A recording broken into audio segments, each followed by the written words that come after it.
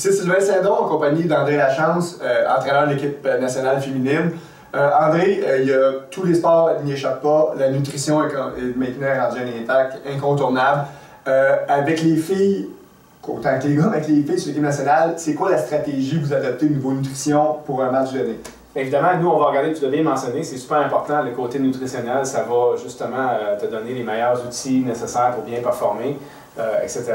Donc, on va regarder le moment où on est dans la séquence. Est-ce qu'on est avant l'effort, est-ce qu'on est pendant ou est-ce qu'on est après l'effort? Donc, c'est déjà important, c'est important d'identifier où est-ce qu'on se situe dans le continuum. Si on est avant, évidemment, plus on est proche de l'effort, du début du match, plus qu'on est loin du repas complet. Okay. Plus qu'on est loin du début du match, plus qu'on se rapproche du repas complet. Évidemment, surcharger l'estomac, c'est pas une bonne décision. Ben non, puis on l'a tous déjà vécu au moins une fois dans notre vie, on a trop mangé et on se sent pas super bien après. Ce qui ne veut pas dire qu'on ne doit pas manger dans les 2-3 heures qui précèdent l'effort. Évidemment, on va avoir le carburant nécessaire pour bien performer.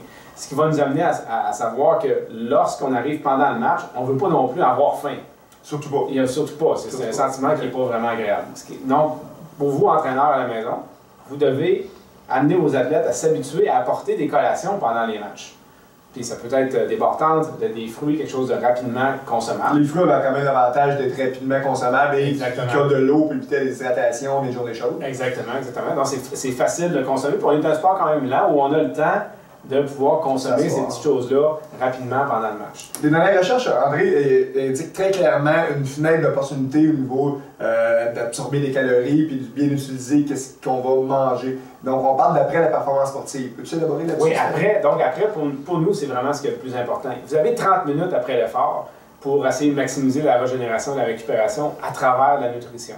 Et à l'intérieur de ces 30 minutes-là, vous recherchez une combinaison glucides, protéines d'à peu près 4 pour 1.